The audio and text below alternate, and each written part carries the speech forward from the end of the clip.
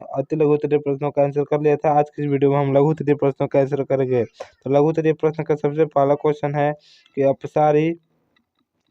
अपसारी समानांतर और अभिसारी किरण पुंज से आप क्या समझते हैं। तो आंसर है कि वैसा किरण पुंज जो किसी एक बिंदु स्रोत से प्रकाश किरण फैलती चली जाती है उसे हम लोग अपसारी किरण पुंज कहते हैं। फिर है दूसरा कि समानांतर किरण पुंज क्या है। तो वैसा किरण पुंज जिसमें प्रकाश की किरणें एक दूसरे के समानांतर चलती है उसे हम लोग समानांतर किरण पुंज कहते हैं। फिर तीसरा है अभिसारी किरण पुंज। तो जब प्रकाश की किरणें एक बिंदु पर आकर मिलती है तो उसे हम लोग क्या अभिसारी किरण पुंज कहते हैं।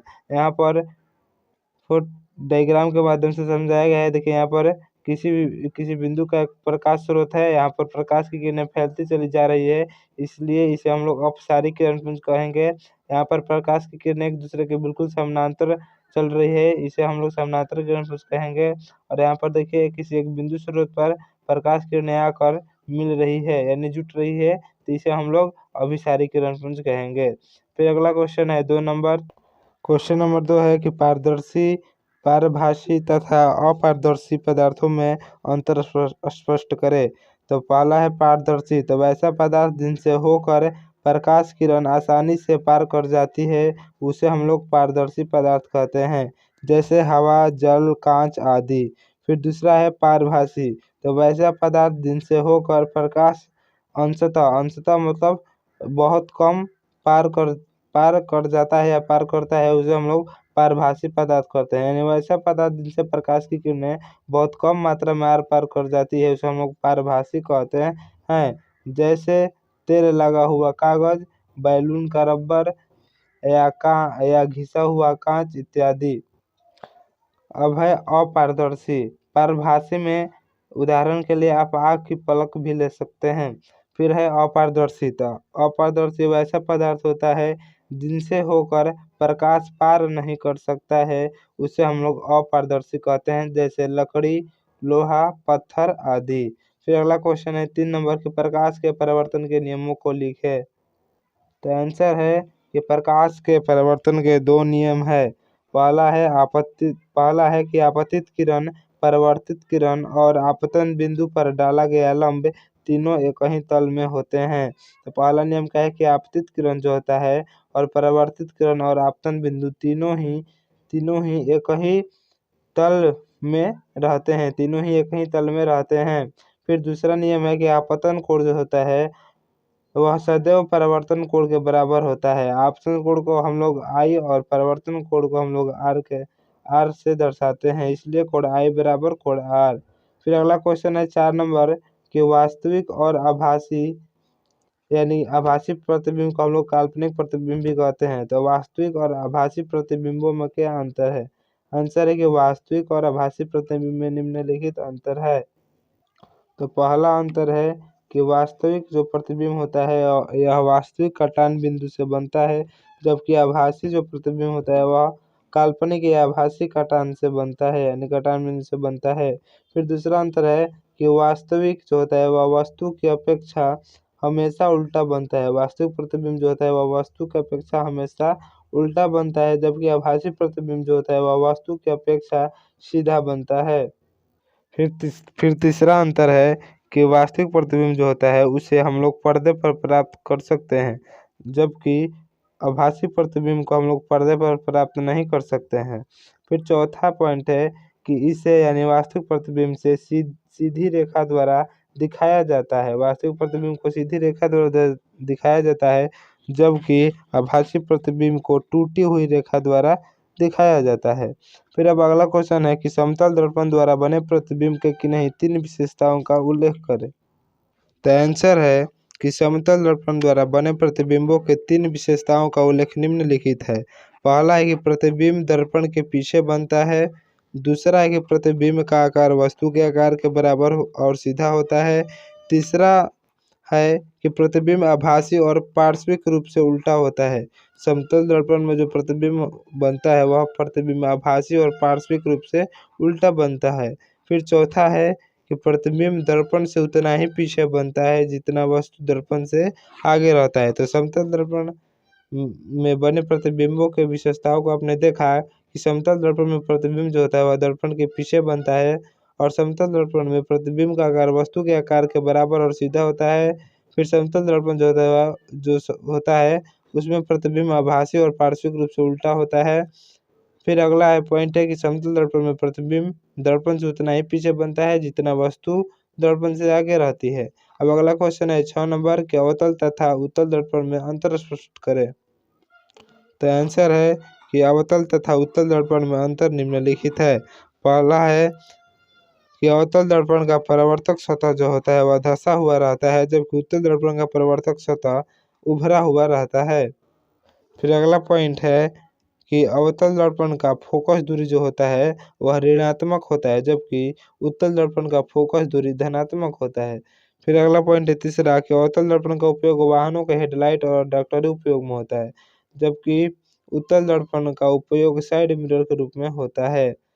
फिर चौथा पॉइंट है कि अवतल दर्पण में बना प्रतिबिंब स्थिति के अनुसार बड़ा, छोटा और वस्तु के बराबर प्रतिबिंब बन सकता है, जबकि उत्तल दर्पण में बना प्रतिबिंब हमेशा वस्तु से छोटा और सीधा होता है। तो इस प्रकार हमने अवतल तथा उत्तल दर्पण में अंतर देखा। अब हम अगला क्वेश्चन देखते हैं 7 नंबर। क्वेश्चन 7 है कि गोलीय दर्पण की वक्रता त्रिज्या से आपका क्या तात्पर्य है। तो आंसर है कि गोलीय दर्पण की वक्रता केंद्र से लेकर ध्रुव तक की दूरी को हम लोग वक्रता त्रिज्या कहते हैं। तो वक्रता त्रिज्या किसे कहते हैं? तो गोलीय दर्पण के वक्रता केंद्र से लेकर ध्रुव तक की दूरी को हम लोग वक्रता त्रिज्या कहते हैं। वक्रता केंद्र को हम लोग C से डिनोट करते हैं और ध्रुव को हम लोग P से डिनोट करते हैं, यानी पोल।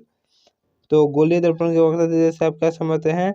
तो गोलीय दर्पण के वक्रता केंद्र से लेकर ध्रुव तक के बीच की दूरी को हम लोग वक्रता त्रिज्या कहते हैं। फिर अगला क्वेश्चन है 8 नंबर के किसी दर्पण में केवल काल्पनिक प्रतिबिंब बनता है। तो आंसर है कि उत्तल और समतल दर्पण में केवल काल्पनिक प्रतिबिंब बनता है। क्वेश्चन नंबर 9 है कि उत्तल दर्पण का उपयोग वाहनों के साइड मिरर या पीछे देखने के लिए आईने के रूप में क्यों किया जाता है। आंसर है कि उत्तल दर्पण का उपयोग वाहनों के साइड मिरर या पीछे देखने के आईने के रूप में किया जाता है, क्योंकि इसमें बना हुआ प्रतिबिंब हमेशा ही वस्तु से छोटा और सीधा बनता है तथा दृष्टि क्षेत्र विस्तृत होता है, जिसमें ड्राइवर को पीछे से आ रहे वाहनों को साइड देने में सुविधा होती है। अब हम सीधा क्वेश्चन नंबर 14 की ओर बढ़ते हैं, क्योंकि इसके पिछले वाले क्वेश्चन में हमको डायग्राम बनाना है, तो वो आप अपने से खुद से बना सकते हैं डायग्राम। तो 14 नंबर क्वेश्चन है कि 25 सेंटीमीटर फोकस दूरी के अवतल दर्पण की सहायता से सीधा प्रतिबिंब बनाना हो तो दर्पण से वस्तु की दूरी का परास क्या होना चाहिए। प्रतिबिंब की प्रकृति क्या होगी? प्रतिबिंब वस्तु से बड़ा होगा कि छोटा? इस परिस्थिति में प्रतिबिंब के बनने की क्रिया को दर्शाने के लिए एक किरण आरेख खींचे। आंसर है कि जब वस्तु अवतल दर्पण के सामने उसके ध्रुव यानी पोल और फोकस के बीच में हो तो उस वस्तु का सीधा और आवर्धित आभासी प्रतिबिंब दर्पण के पीछे बनता है। अतः उपयुक्त परिस्थिति में वस्तु की दूरी दर्पण से 0 सेंटीमीटर से 25 सेंटीमीटर के बीच की होनी चाहिए। प्रतिबिंब आभासी होगा, आभासी को हम लोग काल्पनिक भी बोलते हैं। तो प्रतिबिंब कैसा होगा? आभासी होगा और वह वस्तु से बड़ा होगा। आपको किताब में क्या करना है? चित्र 1.18 को देख लेना है। फिर अगला क्वेश्चन है 15 नंबर कि किरण आरेख की सहायता से स्पष्ट करें कि उत्तल दर्पण में किसी वस्तु के प्रतिबिंब की स्थिति तथा प्रकृति क्या होगी।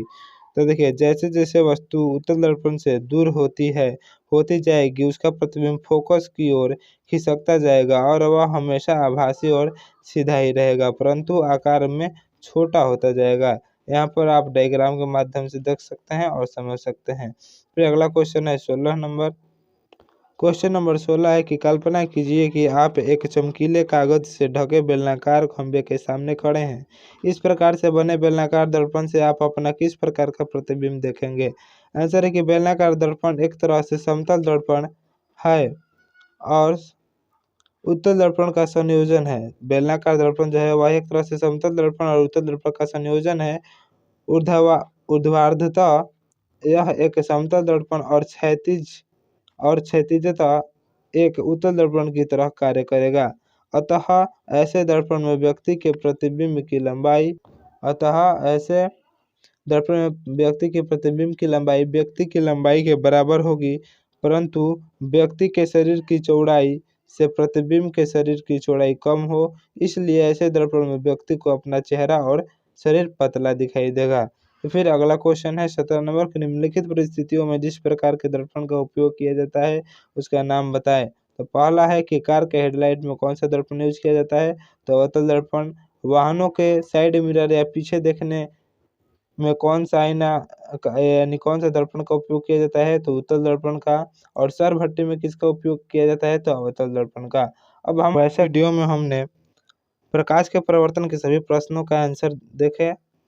अगले वाले वीडियो में हम प्रकाश के परिवर्तन के सभी प्रश्नों का उत्तर जानेंगे और इस पाठ का अंकित प्रश्न का अलग से वीडियो दिया जाएगा।